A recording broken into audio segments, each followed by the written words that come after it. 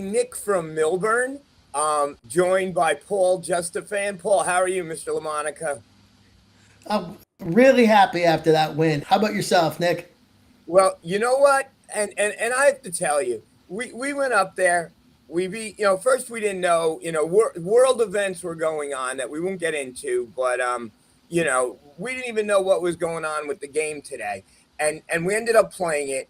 We beat them up there 72-67. Any Big East road win comes at a premium. And someone wanted me to say, we're 11-1, best 11-1 start since 2011. Now the only difference with that is that team played a bunch of, as you would say, bunch of cupcakes, and they didn't finish very strongly. Okay, so this is a totally different team. And I mean the word team, and I mean the way that this team is constructed. I love this. And everyone was all day. Hines isn't Hines. We saw Hines on campus. Hines didn't get on the bus. Hines isn't in Providence. Hines, pulled the groin muscle. Hines has the flu.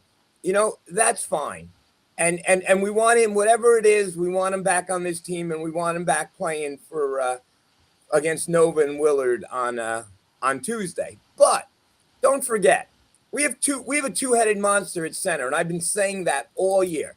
Stephen Payne played 29 minutes. So it's not like Hines didn't play and we had Godswill who didn't play at all. We had Stephen Payne, who had 18 points, 16 rebounds, played the game of his career in 29 minutes. We had Adam Bud Clark, our floor general, who hit a big shot down the stretch, 9 points, but again, 7 assists. He's a totally different Bud Clark than at Merrimack. And AJ Stanton McCray had a little bit of an off night tonight, but that's going to happen. But then Tuan Simpkins, the twin, off the bench, played 30 minutes and had 22 points, 6 for 9, 2 for 3 from threes, and hit some really big threes. And you know what? This is a team, and none of us knew how we were going to be. And the announcers were just saying, well, Shaw went out and bought the groceries, the old Bill Parcells line. But when he bought the groceries this year, they said he had more money. I don't know how much more money he had to buy the groceries, but I know he didn't buy him all the groceries from one aisle. And I know he got a good variety, and I know he got players that have strong character, that are team first guys, and you just see it right now. And they were talking the other day. Third place in the Big East is wide open. Take that with a grain of salt because I don't even know. There's no chemistry over there at St. John's. So take that with a grain of salt. But, one game at a time, 11-1, 1-0 in the Big East. And one more thing before I let Paul go. That place scares the hell out of me. I don't know what it's called now, but the dunk, because even tonight, they have ice under that, and they don't do a very good job because we went up there a few years ago. I don't know if you remember, Paul. Poor Desi almost killed himself. We couldn't finish the game. We had to come back the next day and play. WSOU kids couldn't even get a hotel room. It was a fiasco. So I'm not a big fan of dunk, but, we got out of there alive, and we didn't have a great foul shooting night tonight, and we still hung in there. And we got the W. And Bill from Orange is joining us. Bill, can you hear us, Bill? Yeah, can you hear me? Now we can hear Bill, but we're going to go to Paul first, Bill. So, okay, no problem. Go ahead. Paul, sorry I went on 4 minutes, but now let you go, and then we'll have a conversation. But I'm ecstatic. Paul, what do you think? Give me your thoughts, my great guy. Well, first of all, I think that we saw how Coach Holloway is going to coach this year. Staten McCray was not on the floor for the last couple of minutes. TJ Simpkins was. TJ Simpkins had the hot hand all evening. He really took the game to the Providence defense, got those guys into foul trouble. And I think we saw that Coach Holloway's going to play the hot hand. And that means that he can. There's going to be games when Fisher's going to lead scoring. There's going to be games when it's Hines. There's going to be games when it's Clark. But the fact that at the end of this game, he had the guys who played well in this game. To me, really shows that he understands the talent and he understands how to run the hot hand. I thought that was a great thing that he did. The second thing that he did was he gave Bud Clark a big blow in the second half. Yep. I when there was a stretch of time, or from maybe the 10 to maybe the 5 minute mark, where Clark was not on the floor and Seton was hanging on, and I kept thinking if we can get to the TV timeout, Clark is going to come in Mm, and he's going to be fresh and he's going to change the game. And I think they went on a 7-0 run right then. So the fact that Coach Holloway was willing to run with, let Clark get a reasonable blow and come back onto the floor fresh was great. Stephon Payne, I won't even talk about because how good he was. I think that he stayed out of foul trouble in a game where the both Providence big men were coming in and out of the bench because both of them had 4 fouls. Payne managed to take care of that. And then finally, at the end of the game, now I understand what the coach of Merrimack meant when he said, we win because we have Bud Clark and you don't. 2 trips down the floor. The first one he finds TJ wide open for a 3. yep. Comes down again, bangs a jump shot himself, creates his own jump shot, and all of a sudden Providence doesn't even foul at the end of the game because they're down by 3 possessions. So to have a guy on the floor who can do that in the last minute, and not necessarily, as Nick has been pointing out all season, not necessarily by scoring, but he's driving and there's TJ Simpkins standing there by himself, 2 foot behind the 3-point, and a catch and shoot 3, and that was basically the dagger as far as I was concerned. So I'm very happy with what I saw. One thought that I will leave you with, Nick, 100% about the Amica Pavilion, the Dunk, Providence Civic Center, whatever you want to call it. They came back from break, and that place was giving a standing ovation to the mayor, the chief of police, and one of the other guys who was involved in that in the great job they did to finally catch the guy involved in the Brown shooting. And I'm thinking to myself, those guys deserve that ovation, but I'm thinking to myself, how is Seton Hall going to win in an environment that's this emotional? And they managed to take the crowd out of the game. They managed to take I heard the stat that Providence leading scorer didn't get a basket until the second half started. He had 3 That points in the seems to first be a half. trend, right, Paul? You say Yes, that like that's every it. game. That's Yeah, a that trend we every did- game. Paul says the did- leading scorer didn't. Right. Didn't do anything. We took him out. Kansas State, the same thing happened. Rutgers, the same thing happened. And so I thought that was, great defense. Even in a game where I don't know, I'm sure Bill will give us the stats. I don't think we got as many points off turnovers as we normally have this season, but we managed to take the best part of their offense away. We never let them get comfortable shooting threes. That kid, I got to look his name, from Ukraine or whatever his name is, Stefan Vakes or whatever his name was. I don't think he managed. I think he got 1 or 2 shots where he had his feet on. Everything else was off the dribble. He's not a great shooter off the dribble. He's a very good shooter when he can spot up.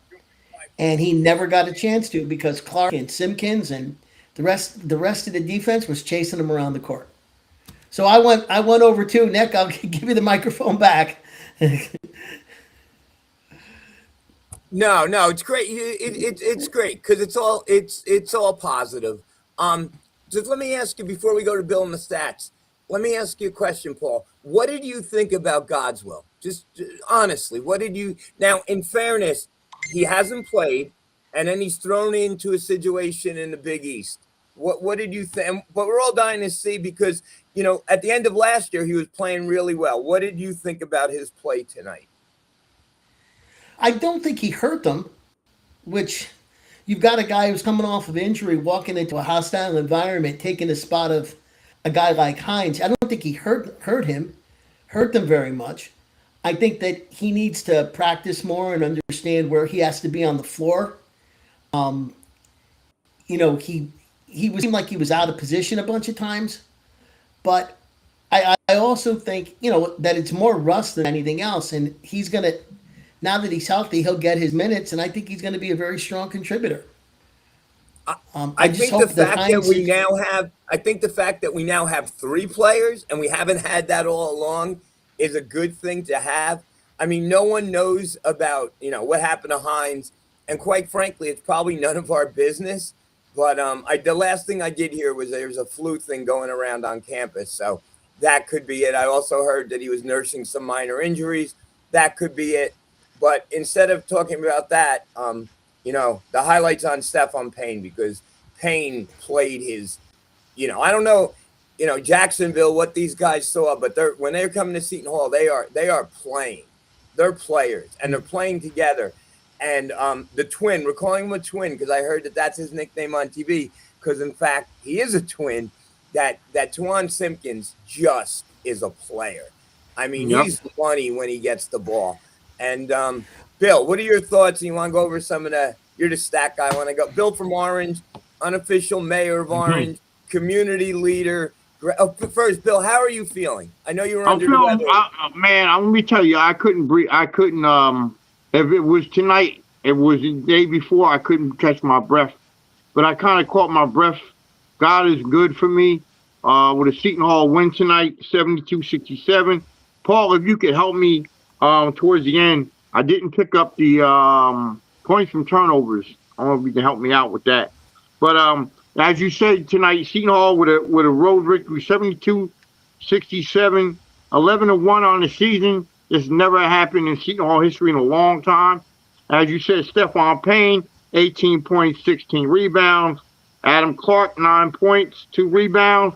2 big baskets, like Paul said, in the last couple of minutes of the game. Clark, TK Simpkins. What are we going to do with TK Simpkins? He added 22 points. Elijah Fisher, 10 points, 5 rebounds. Points in the paint, 34. 12 turnovers. Providence had 13. We had 20 fouls. We out-rebounded Seton Hall 31-26. As you know all, that I've been positioning that Seton Hall, reference to the turnovers since the St. Peter's game, we got to lower the turnover big down to 8 to 10. We did too many turnovers in the game. But, Payne and I think Simpkins played well. I mean, Payne, Simpkins, and Fisher, it's a team effort. Team chemistry wins games. It was a hostile environment up there. We know how Seton Hall goes away, and wins games. And Goswell came in. He had 6 minutes, and you gotta give Seton Hall and Shaheen Holloway their coaching staff. Hines was missed today, but the other guys picked up. Payne, Simpkins, Fisher, and it was a total team victory for Seton Hall, and they are now 11-1. And then we've been playing against Villanova, that is playing Wisconsin right now. But the show goes back home to Newark, playing against Kevin Willard. So that'd be one more exciting game that Seton Hall may capture. Christina, put up the comment. My good friend, put up the first. Yeah. My good friend Brian Webster, and Brian, how are you, guy? Love you.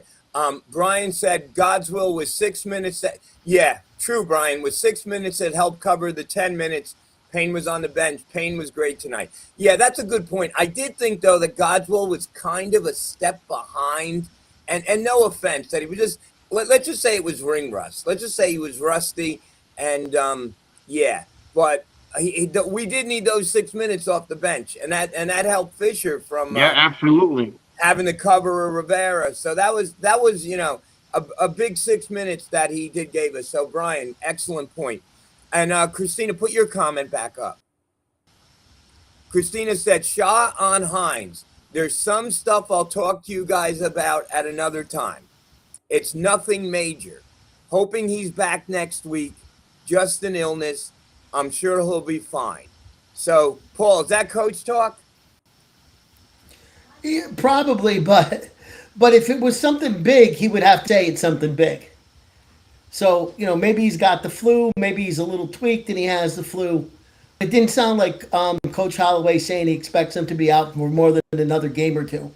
I hope he's ready for Villanova, which is what, Tuesday night? Yeah, I hope he's. Wednesday. Wednesday No, it's night. Thank you, Tuesday. Bill. No, No, okay. no, it's Tuesday. Wednesday's Christmas Eve. It's Tuesday. Okay. Yeah. Yeah. But the thing is, guys, and I got to remind myself too. We're fortunate that we have two starting centers, right? We have Yep. Payne and we have Hines. So Payne. So in essence, when one of them goes down, we just need a backup center. And Brian made a good point that's what Godswill had to be tonight, and he was adequate. He'll only get better as we go on, but hopefully Hines will be back. Yeah, but I don't know. Paul, other thoughts? Well, I think that a couple of other things we have to think about. So we went up to Providence, we beat them by 5. The only guys who have played any minutes in a Big East conference game on this team were Fisher and Godswell. Everybody else had never played in a Big East conference game before.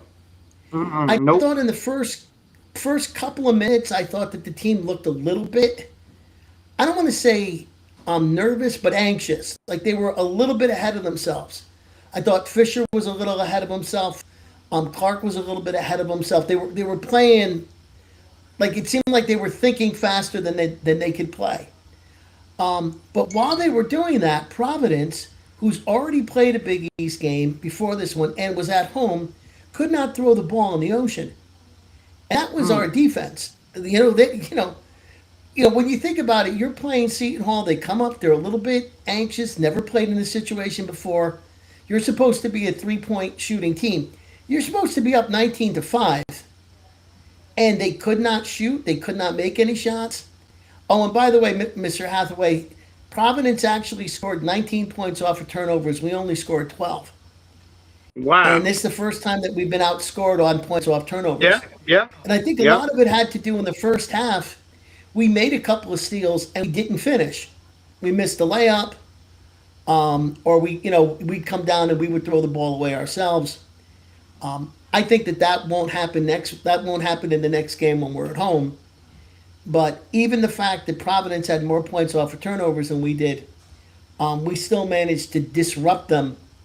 And that's really the way I think of our defense. Very disruptive. It messes the guys up. They're not, they don't end up doing the thing that they think they're supposed to do. They end up getting, just like again, the kid Stavix trying to shoot threes off the dribble. That's not his game. Yeah. And that was the defense.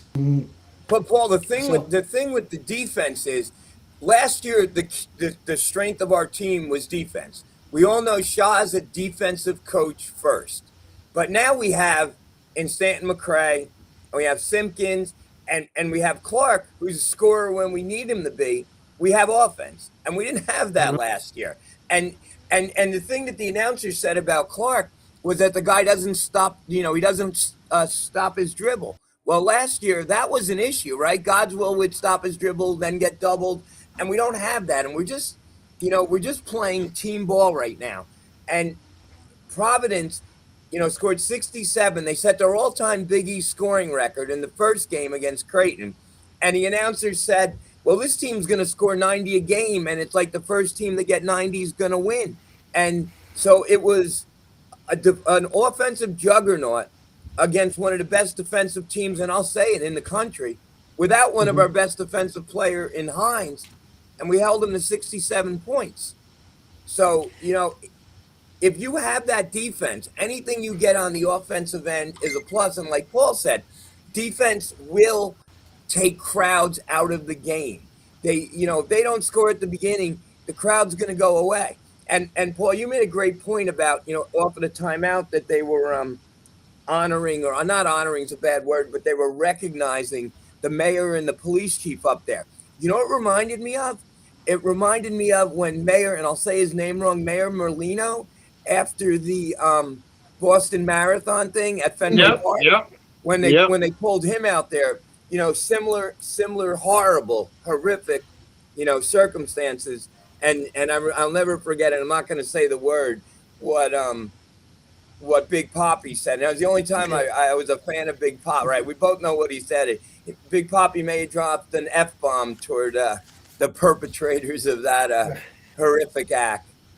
Right? You don't want to be the other team in that No, situation. no, in an Hey, emotional game like that, exactly. I think so Seton Hall took the. I think Seton Hall took took the took the burst out of the crowd. I mean, they came up there, they did what they had to do, and they won. You know, you got to give credit where it's due. Where Shaheen Holloway's team this year is looking to garner from last year, and they have exceeded their expectations with the 11-1 record right now. You know, and, and maybe and we're Bill, right behind Connecticut. and Bill, you made a point before, but I'd like to expand on it. Okay. We've got, you know, State and McRae played very well in Sanford. Yeah. Stefan Payne was at Jacksonville. Mary Mack, you know, these guys are playing better in a Power Four conference against other Power Four teams than they did last year in the mid majors. I've never seen anything like that. You know, guys come But up Paul, with. before and we got Tom, we're going to get Tom on. But what I think it is I just think it's the players surrounding them, right? When you have more talent, when you have better players around you, sometimes you play better. And I think that's what's happening now. Plus, not for anything, Seton Hall is famous, Willard, and now with Shaw, Coach Billmeyer, of making players better. They are. We play players up. They were saying Simpkins, and not to bust him, out of high school, didn't have a star. Who has that? He didn't have a star. I don't know how much, and now he's playing like a five star recruit. We have the coach Tom Eccles. Christina, get the coach on. Tom. Yeah, hey, my camera seems to be malfunctioning, but I don't What's know. up, Tom? How you doing tonight, man? I am doing great. I just got home. I just wanted to pop in and just say a couple things. The big thing that struck me is we got Bud Clark, baby. We got Bud Clark. We got Payne. You know, I've been saying all season, bring the pain. That kid just had a phenomenal game tonight in all aspects. And the only other thing I would add in this pop on is this team, these players, they know how to finish. Yep. I honestly, I can't. Last year's team did not know how to finish, and this year's team is just amazing. And a lot of that goes to Bud Clark. He is just so cool under pressure. He doesn't get phased. He's come as advertised. He's exceeding all our expectations, and I'm just thrilled. I'm absolutely thrilled. Yeah, Frank Aracoli just said I should have had the grandkids on. Well, I'm home. Maybe next game. But all I did hear from night was, Grandpa, we don't want to watch basketball. So I jumped in where I could. So that's about all I had to say. Let me ask you something. Let me ask you something, Coach. And you've been watching basketball forever. Did you expect this from this team? Now, none of us knew what we were going to get. But in your wildest dreams, did you expect 11-1? But forget the record, playing as well as we are. Well, I would tell you, first of all, you and I both did separate polls as to what expectations were. And my expectations was 10 to 15 wins this season. And that was right about in the sweet spot, but the majority of people said less than 10 wins, if I remember. So, yeah, I'm ecstatic. But I guess the other thing that is, you could say that our non-conference schedule was weak, but some of the teams that we played, and I know Patrick Mind put something up. I think this is a quad one win tonight, and we've got 2 quad 2 wins. So I just think the team. Yes, Nick. To answer the question, they're exceeding my expectations. If you remember, I said I thought that Hines and Godswill were going to be a huge part of any success that we would have. Certainly Hines has been. But Payne has been a real pleasant surprise. And the thing that strikes me is, and like even that jerk Donnie Marshall or Don Marshall, I get those two confused, was saying that so many of our guys are interchangeable. They have so much respect for each other on the court. It's really amazing to me that they're playing this well, just coming together for this season. So I think that answers your question. And at the end of the game, isn't it great to know that you have a Bud Clark to give him? And I'm not going to compare him because it's not fair, but I think of Jalen Brunson, right? You give the ball to Bud Clark, and you know something's good going to happen. He's either going to hit the shot or find the open man. Do you feel that way? Yes, I do. And that's why I preface my remarks with saying we got Bud Clark and you don't. And I shouldn't make this joke, but I will. Maybe somebody should put that on a T-shirt someplace and try to sell it. Oh God! No, don't even start now. On that note, thank you, Tom. Tom. For those of you who don't know, Tom is the boss. We're all volunteers, but Tom's the head volunteer. The whole Facebook thing. He puts us all together. This show was his brainstorm. He found us, and it's just thank you, Tom. We love you. When he needs to tell us when we're doing something wrong, or me, he does. He's just a great Tom. I'm singing your praises, and you're back on. He's just a great leader, and I got camera working. Not bad. And we appreciate Tom. We appreciate you so much. Hey, we appreciate you guys. Hey, great job, everybody. Paul, you're a phenomenal writer. Proud to be associated with you. Some of the stuff that you put up lately is just absolutely phenomenal. And anybody listening, if they're not looking for Paul just to finish, and his columns, read it. It's as good as you're going to find anywhere else. Thanks a lot, guys. Merry Christmas. Merry Christmas. All right, Tom. Merry Christmas. See you after Nova. Yes, sir. So thank you. The other thing, we should probably talk. Mr. Webster had another comment about. Yeah, Christina. Put Mr. Webster's comment on. Bill, you want to read Mr. Webster's comment? Yeah, the biggest takeaway for me is that they held their composure in a road game when stuff started to go wrong. They corrected themselves. Please leave the offensive juggernaut labeled the delusional fry fans. Haha. So the one thing I wanted to respond to is, it was, to me, composure is a good word, but I was thinking mental toughness. Yes. Last year when they cut it down to they're trading baskets with 4 minutes left. We would have never won a game like that.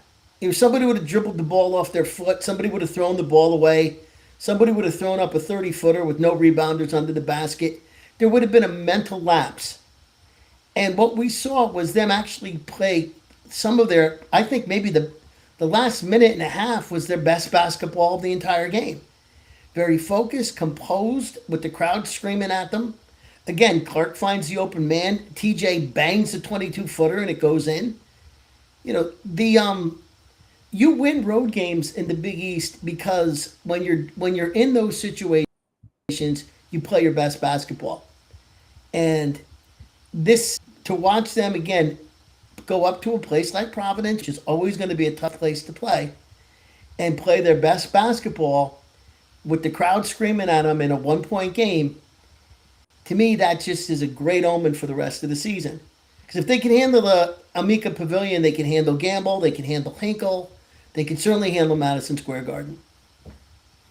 So thank you, And Brian. and Brian, I'm a little bit older than you, but when I talk about Providence and offensive juggernauts, I'm talking Ernie DiGregorio, Marvelous Marvin Barnes, Kevin Statham, Bob Cooper, and Mark McAndrew. That was a Final Four team, I kid you not, until Ernie D blew out his ankle. Ernie D, the only player that I ever saw throw a full course behind the back pass to Marvin Barnes for a slam. That was my growing up. That was my all-time favorite team. They could have beaten UCLA. And I think that was the Bill Walton UCLA's. They could have beaten that team if their best player Ernie D didn't blow out his ACL. So yeah, that's a juggernaut. This team is a poor imitation, but Kim English does preach offense first, and that's what we saw tonight. So the defensive-minded team stopped the offensive-minded team. Go, Paul. You were talking about that problem. The Providence team that I remember was Billy Donovan, Delray Brooks. When they first put the three-point line down there, this is about 1987, 88. Oh, when Patino said just hoist threes, right? Yeah, Patino was about 30 years old, and that team with Bill, we called him CYO Bill, because he looked like he was playing in a CYO game. But that team was a lot of fun to watch, and that's my last thought on this Seton Hall team. You got to admit, this is a lot of fun to watch. A lot of fun. It's fun to watch Michael Clark. It's fun to watch excuse Simpkins. me, fellas. Mark Pilardo said old school. That's right. Well, we're gonna bring Frank on. Christina, is Frank there?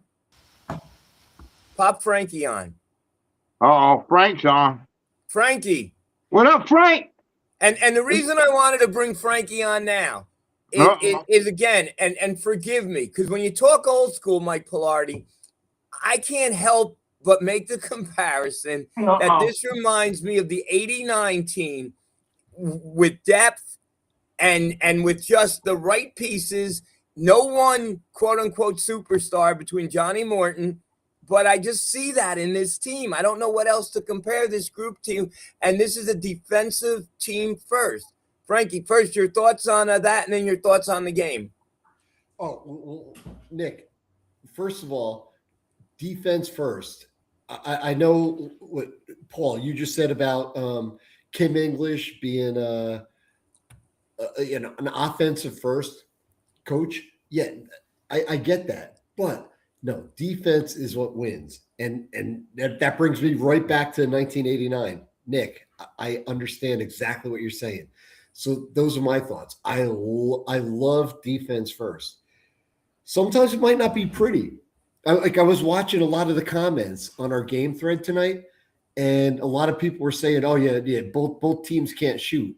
No, there was a lot of really good defense out there. Yeah, right. And that's Big East basketball. But bottom line is, no, I was not expecting, an 11-1 start, and I'm just like riding the wave here, and I mean, we just got to keep playing the same way we're playing. Without Hines in there, I thought we were in a lot of trouble. And even though with Payne, Frankie.